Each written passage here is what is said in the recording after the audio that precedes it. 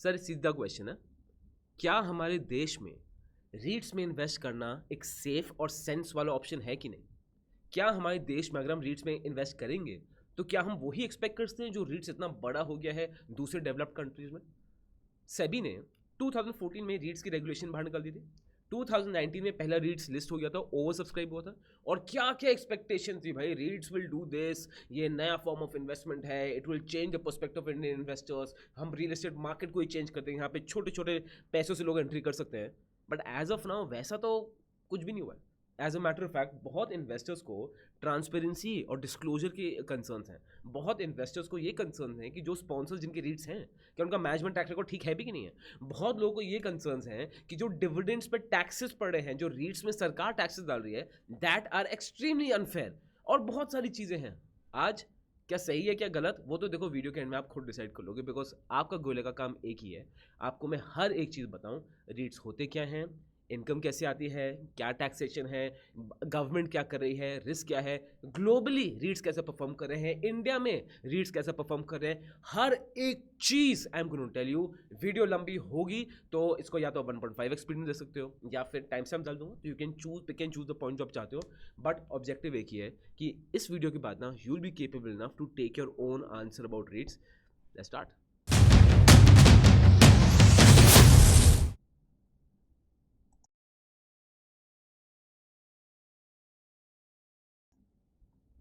चलिए सर, तो उससे पहले हम शुरू करें ना, I want to show you this fantastic, अभी मैं रिसेंटली ट्रस्ट पायलट देख रहा था हमारे रिव्यू पे, look at what Jay Shah has to से। अब ही इज आर, मैं आपको थोड़ा ब्रीफ देता हूँ। ये हमारे पुराना जो स्टॉक मार्केट कोर्स था इसमा 2.0, उसमें एनरोल थे। फिर he upgraded to the new programme जो हमें अपग्रेड वर्जन है ऑफ इसमा 3.0 प्रोग्राम। अब what he says, Gola School of Finance is the epitome of simple and straightforward courses. They are honest in their approach and workshops with no hidden charges. I initially opted for ISMA 2.0 and then upgraded to ISMA 3.0 and I was very happy. ISMA 3.0 is way more simple and powerful, which gives you knowledge and power to plan and execute strategies yourself. Be it asset allocation, personal finance, portfolio building, reviews, using AI. Also, big thanks to the back end team solving all the queries, and the new AI chatbot was amazing to answer all the small queries. This is Jay Shah. अगर आप उनमें से हो जो long term investment को seriously लेना चाहते हो एंड आप चाहते हो कि भाई एग्जीक्यूट करें, तो if you want to know कि if I want to invest in REITs कितना करना चाहिए कितना नहीं करना चाहिए, अगर आप चाहते हो अपने गोल्स आप खुद कैलकुलेट करो, बिकॉज फाइनेंस में ना जेनरिक एडवाइस नहीं चलती, एफडी खराब है, आपको स्पेसिफिक जानना पड़ेगा कि what is your requirement. If you want to go that end if you say कि Harsh I am tired of all this, मुझे बस लॉन्ग टर्म इन्वेस्टमेंट करनी है, टिकना है मार्केट्स में, वेल इसमा 3.0 program will take you to another level. Fundamentals के हिसाब से आपको स्टॉक्स कब खरीदने कब बेचने, ये सारी एनालिसिस आप खुद करने वाले हो। और नीचे बहुत बड़ी ऑफर्स चल रहे हैं एज ऑफ नाउ, हमारे अप टू 70% डिस्काउंट चल रहे हैं इसमा 3.0 के प्रो वर्जन पे, तो लिंक नीचे है, उसको आप जरूर चेकआउट कर सकते हो। ठीक है, डन। अब आते हैं सबसे पहली चीज में, रीट्स। इसके 3 मेजर पार्ट हैं, कोई भी रीट के 3 मेजर पार्ट है। सबसे जो पहला पार्ट आता है ना वो है डिविडेंड्स। अब डिविडेंड्स क्या है, जब रीट आप लेते हो तो होता है क्या, वो प्रॉपर्टी खरीदेंगे तो जो आपको वहाँ से सर्विस में अगर पार्किंग की कॉस्ट मिल रही है या मेंटेनेंस चार्जेस आपको मिल रहे हैं, रेंटल इनकम मिल रही है, वो एक रीट की इनकम होती है। अब according to SEBI 90% of distributable cash जो रीट के पास आता है उसको बांटना ही पड़ेगा टू इट्स इन्वेस्टर्स। तो इसमें अच्छी बात क्या है, एक इक्विटी में एक कंपनी में ना वो बंदा कंपनी प्रमोटर या बोर्ड वो पूरे प्रॉफिट्स को रिजर्व्स में होल्ड कर सकता है, वो बांटेगा नहीं कभी, बट यहाँ पे बांटना पड़ेगा। सेकंड, रीट्स में जो होता है that is a net asset value. अब अगर सब रीट्स ने जो भी प्रॉपर्टी खरीद रखी है उसकी नेट एसेट वैल्यू क्या है, वो एक फेयर वैल्यू आती है। एंड हाँ, sometimes it can be little higher little lower, but it's very close to the fair value. मतलब आप ये मान के चलो कि जैसे प्राइस टू बुक वैल्यू होती है, something very similar. And third जो आपको ध्यान रखना है that is a market driven fluctuations. अब नेट एसेट वैल्यू ये है, बट सप्लाई डिमांड के चक्कर में उसकी price can drastically change. If I give an example, अब सपोज ये घड़ी है, ठीक है, it's a simple Titan watch, इसकी नेट एसेट वैल्यू क्या होगी 10,000। अब विद टाइम ये डिटोरेट कर करके डेप्रिशिएट होती रहेगी घड़ी, राइट। आप लगा लो ये 20 साल बाद घड़ी की वैल्यू क्या रह जानी चाहिए, 500 रुपये, 1000 रुपये, डिटोरेट कर जाएगी। बट व्हाट इफ अगर ऐसा आ जाए कि ये घड़ी है जो अमिताभ बच्चन पहनते थे केबीसी देते वक्त, तो इसकी जबकि नेट एसेट वैल्यू कम है, इसकी price to book book value कम है, बट इसकी मार्केट वैल्यू बहुत हाई हो जाएगी, right. So market value will differ according to the situation of the sentiment. तो ओवरऑल ये चीज़ें हैं. सबसे पहले आपका क्या आता है, डिविडेंड यील्ड जो इनकम बेस्ड है, ये स्टेबल एंड प्रेडिक्टेबल होती है. फिर नेट एसेट वैल्यू ये मॉडरेटली वेरिएबल होता है. एंड मार्केट प्राइस चेंजेस जो हाईली वेरिएबल होता है, जिस market driven, asset driven, income based.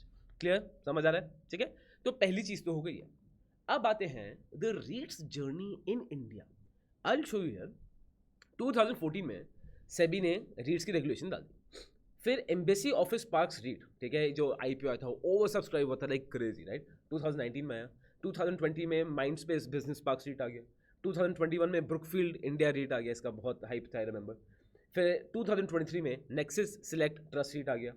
फिर 2024 में लास्ट ईयर इटसेल्फ, अगर आपको याद हो, आप ट्रैक कर रहे होगे, तो स्मॉल एंड मीडियम रीट्स के रेगुलेशन से भी लॉन्च कर दिए थे.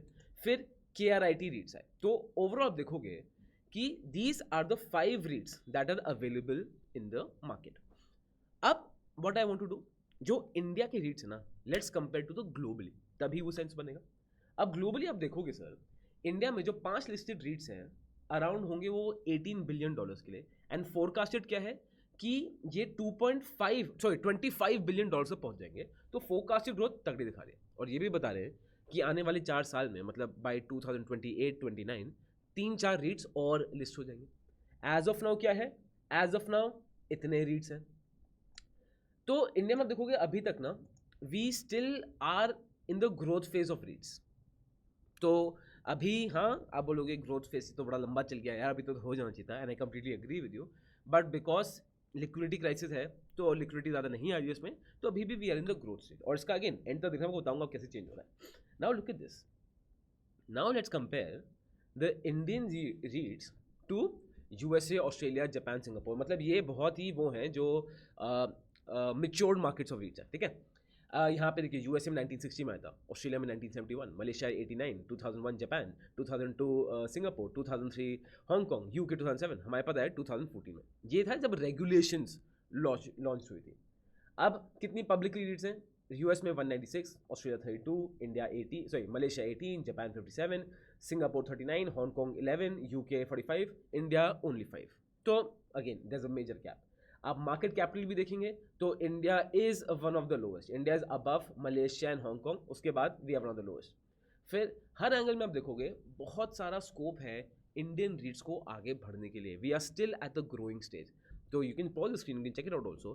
तो अगर आप डेटा टू डेटा चेक करोगे क्या हम इतना अच्छा कंपीट कर रहे हैं, तो we are still in the growing stage. अब आता है third question, then how big is REIT in India. Now let's come to that. अब इसके 5 चीज़ें मैं आपको बताने वाला हूँ. 5 या 6 कितने ऑप्शन है, मैं आपको लेट मी से, यस 6 थिंग्स है which you have to take care कि अगर रीट्स कितने बड़े हैं फॉर यू टू अंडरस्टैंड. ठीक है, सबसे पहले क्या आएगा सर कि इंडिया में जो रीट्स के डिस्ट्रीब्यूशन यील्ड्स है ना, वो बहुत बढ़िया है. ठीक है, अब US में एवरेज रीट डिविडेंड कितनी दे रही है, 2.5 से 3.5%. वहीं पे मैं इसको जूम इन कर लेता हूँ आपके लिए. वहीं पे सिंगापुर में है 5 से 6%, जो बोलते हैं one of Asia's most attractive रीट्स. Japan में है 4.5 से 5.5%. इंडिया में है 5 to 7% रीट्स. तो ये जो बहुत अट्रैक्टिव डिस्ट्रीब्यूशन है.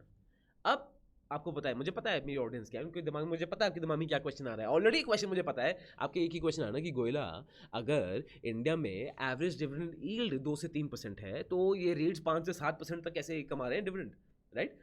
सॉरी, अगर रेंटल यील्ड इंडिया में 2 से 3% है, तो रीट्स के पास ये 5 से 7% कैसे डिस्ट्रीब्यूट करें, तो रेंट से कमाते हैं. अब इसकी 2-3 चीज़ें. सबसे पहली चीज़, एक रीट रेंट से तो कमाता ही है, प्लस इनकी सर्विस चार्जेस, मेंटेनेंस चार्जेस, उन सब चीज़ों से भी कमाता है, पार्किंग चार्जेस से कमाता है. दूसरी चीज़, वो जो इंडिया के आप डिफरेंट रेंटल यील्ड्स पढ़ते हो, it is on a average, और ज़्यादा उसमें रेजिडेंशियल प्रॉपर्टी आता है. एज ऑफ नाउ जो इंडिया में रीट्स हैं वो ज़्यादा कमर्शियल प्रॉपर्टीज़ में, यहाँ पे rental yields are significantly higher.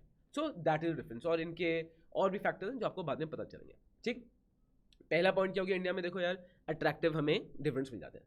Second point हो गया कि इंडिया में ना मार्केट रीट्स का अभी भी मैच्योर है, बिकॉज इंडिया में अभी सिर्फ 20% real estate market is in रीट्स, जबकि US में दैट इज 96%, सिंगापुर में 55%, जापान में 51%, इंडिया में it's only 20%. So things are yet to be seen. तो ये एक रिस्क है अगर कोई रीट्स में एंटर करना चाहेगा, that we are still in early stages. उसके बाद फोर्थ पॉइंट क्या था, जो एज ऑफ नाउ हमारे टेनेंट्स हैं they are very high quality, जो ज़्यादातर ब्लू चिप कॉर्पोरेट्स हैं या फिर आपके ग्लोबल कैपेबिलिटी सेंटर्स हैं, जो बड़े बड़े पार्क्स होते हैं, इंडस्ट्री पार्क्स होते हैं. सो यहाँ पे आपको अच्छा मिल जाता है रेंट और आपको वैल्यूबल रेंट रहता है. फिफ्थ है कि इंडिया में एक होता है वेटेड एवरेज लीज एक्सपायरी, कि जब एक लीज दिया, रेंट पे दिया, कितने साल तक वो रह रहा है. इंडिया में सिग्निफिकेंटली हायर है.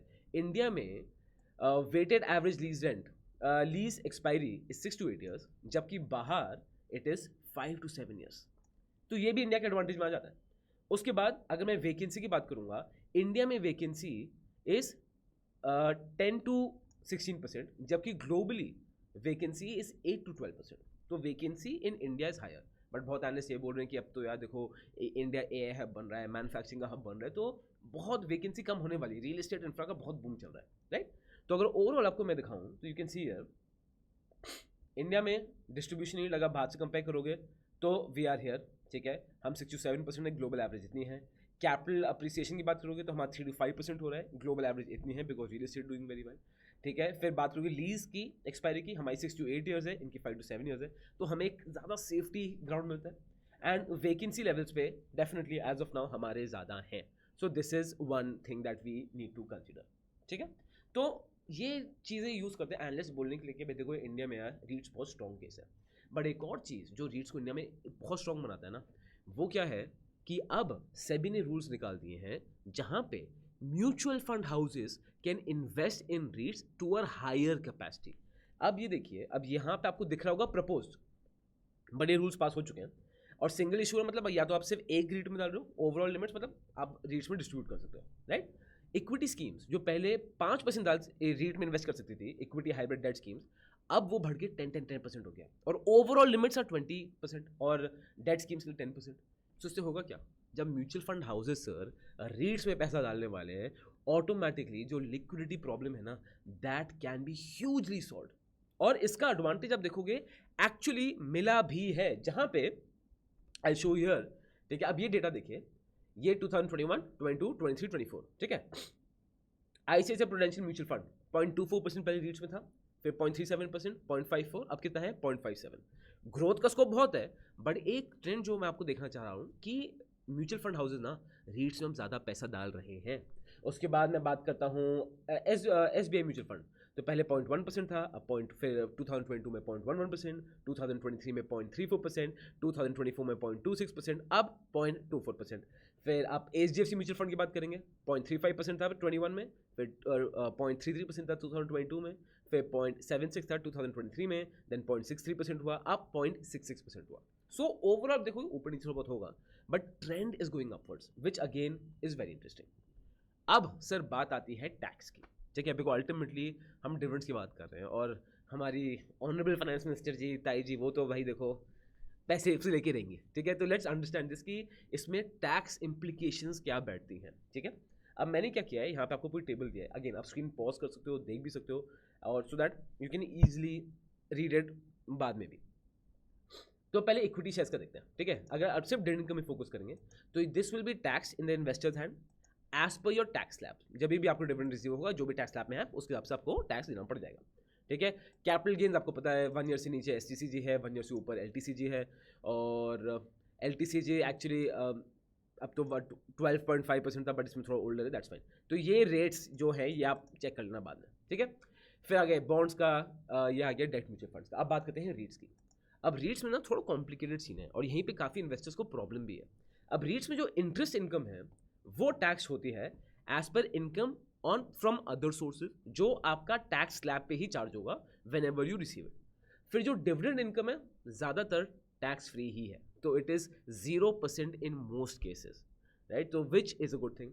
फिर अमोर्टाइजेशन देखोगे तो tax only when units are sold, जब आप बेचोगे तभी हो गए. एंड कैपिटल गेन्स अगेन ये एससीसी लिमिट्स है, ये एलटीसीजी लिमिट्स है. सो टैक्सेशन हाँ compare to US, Singapore, India में रीट्स में ज़्यादा टैक्स लगता है. बट अगर इक्विटी और डेट उससे कंपेयर करोगे तो it's actually not that bad. फिर अब क्वेश्चन आ जाता है, शुड यू इन्वेस्ट इन रीट्स. अगर आप रीट्स में इन्वेस्ट करो ना तो आपको क्या क्या चीज़ें ध्यान में रखनी है. सबसे पहले आपको ध्यान में रखना है द इंटरेस्ट रेट्स. बिकॉज अगर आरबीआई ने इंटरेस्ट रेट्स कम किए, होम लोन सस्ते हो जाएंगे, प्रॉपर्टी लोन सस्ते हो जाएंगे. जब सस्ते हो जाएंगे तो डिमांड ऑटोमेटिकली बढ़ जाएगी. तो रीट्स कि एनईवी रीट्स की income, how well the रीट्स will do, काफ़ी हद तक डिपेंड ये भी करेगा कि आरबीआई का लॉन्ग टर्म इंटरेस्ट रेट्स में क्या टेक रहता है। And as of now RBI तो बहुत ऑप्टिमिस्टिक है to reduce the interest rates, ठीक है। और आपको देखना पड़ेगा रियल एस्टेट सेक्टर को बहुत ज़्यादा, जैसे अभी रियल एस्टेट सेक्टर में data centres is a very major thing. Real estate sector overall बहुत ऊपर चल रहा है, बट वहीं पे अश्वत्थ दामोदरन जो वैल्यूएशन किंग है वो बोलते हैं कि भाई इंडिया का real estate sector completely hoax है, ये कोई फंडामेंटल है नहीं हमारे रियल एस्टेट सेक्टर में, सिर्फ वो सेंटिमेंट में ऊपर बढ़ी जा रहा है। और रियल एस्टेट सेक्टर के लिए मैं एक बहुत डिटेल वीडियो निकालने वाली हूँ, कमेंट करने की जरूरत नहीं है ये मैंने लिख लिया है, आपने पहले कमेंट कर दिया था सर ऐसी धुआंधार रियल एस्टेट सेक्टर की वीडियो आने वाली है ना, मतलब सारे डाउट्स क्लियर। तो उसके लिए आपको देखना है तो आप सब्सक्राइब कर लो चैनल, सो दैट आपको रिमाइंडर मिल जाए उसके लिए। होपफुली बाय नेक्स्ट वीक और in the next 10 to 12 days वो video should be out, record हो गई है, एडिट टेबल पे अभी गई हुई है, so watch out for that. अब गोइंग फॉरवर्ड सर रिस्क भी है, ठीक है, it is not that hunky डोरी कि आप रीट्स में पैसा डाल दोगे, रिस्क इसमें सॉलिड है, जहाँ पे आपको अच्छी डिविडेंड इनकम मिलती है, जहाँ पे आपका पोर्टफोलियो अच्छे से डाइवर्सिफाई हो जाता है, जहाँ पे आप रियल एस्टेट में एंट्री कर सकते हो 150 से 200 रुपये के प्राइस ब्रैकेट में, आप कमर्शियल प्रॉपर्टी ले सकते हो। रिस्क क्या है? सबसे पहले रिस्क, हमारे देश का real estate sector over valued है, वो जो आपको उस वीडियो में पता चल जाएगा, that is one risk. Second risk, ज़्यादातर जो रीट्स के टेनेंट्स हैं ना, ये आईटी कंपनीज हैं, और आईटी सेक्टर की हमारे देश में कैसी धज्जियाँ उड़ रही है, ये मैंने आईटी इंडस्ट्री सेक्टर की एनालिसिस जो वीडियो की थी उसमें मैंने कवर किया था इन डेप्थ। उसके बाद जियोपॉलिटिकल रिस्क आ जाता है, उसके बाद बैंक का रिस्क आता है कि what if RBI starts to increase the bank interest rates, अगर इकोनॉमी अच्छा नहीं कर रही है, आरबीआई ने इंटरेस्ट रेट भरना शुरू कर दिया है, तो दोबारा प्रॉब्लम है। फिर प्रॉब्लम आता है लैक ऑफ लिक्विडिटी, जबकि सेबी ने अलाउ कर दिया है म्यूचुअल फंड्स को, म्यूचुअल फंड ज़्यादा इन्वेस्ट कर भी रहे हैं, बट उतना इन्वेस्ट नहीं करे शायद जितना लोग या सेबी एक्सपेक्ट कर रहा था, तो उसमें भी अभी बाकी है।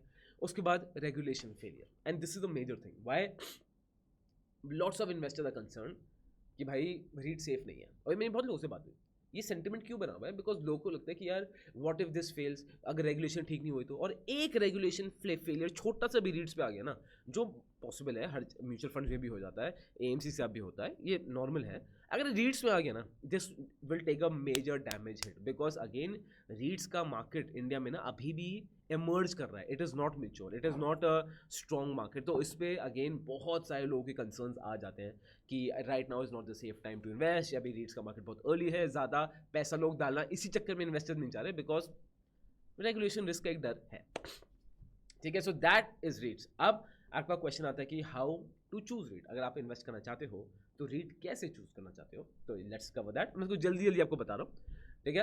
तो सबसे पहले तो यू नीड टू सी क्या, देखो आपको ऑफिस रीट चाहिए या रिटेल रीट चाहिए, तो ऑफिस रीट के लिए एम्बेसी, माइंडस्पेस, ब्रुकफील्ड, केआरटी अच्छा है।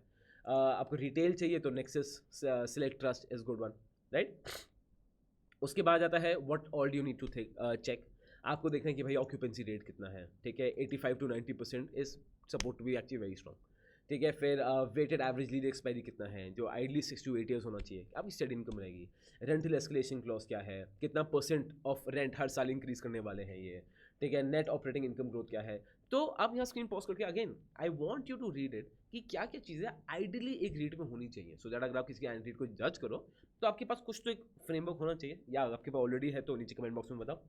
एंड उसके बाद थर्ड चीज़ क्या है, qualitative analysis, this is quantitative, right. Qualitative की बात करेंगे तो स्पॉन्सर का कैसा वो है, टेनेंट्स स्ट्रॉन्ग है, ख़राब है, प्रॉपर्टी की लोकेशन क्या है, इसका जियोग्राफिकल स्प्रेड क्या है, मेट्रो सिटीज़ में है और रूरल एरियाज़ में है, lease diversification, all these things you take care of, right.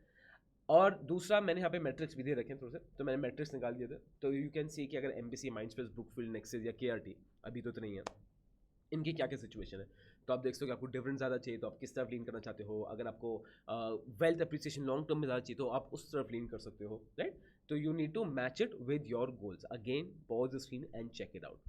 And this was the entire thing my friend. तो रीड क्यों है, क्या है, कैसे है, I have explain with everything, what is the future, what is not the future. अब आप मुझे कमेंट बॉक्स में बताइए, are you interested for REITs, क्या आप इसके लिए एक्साइटेड हो तो कमेंट बॉक्स में हार्ट दे देना। रियल एस्टेट सेक्टर की वीडियो आने वाली है, वो मिस नहीं करनी है आपको किसी भी हालत में, तो उसके लिए चैनल सब्सक्राइब कर लेना if you are not a subscriber, and थोड़ा कमेंट बॉक्स में प्यार भी दे देना, हार्ट्स डाल के, अगर अभी तक यहाँ देख रहा हूँ, ठीक है। और that's it. This content is only for education purposes. We do not provide any buy or sell recommendations. Please do your own research before making an investment decision. All the companies mentioned in the content have no association with us until mentioned otherwise in the video itself.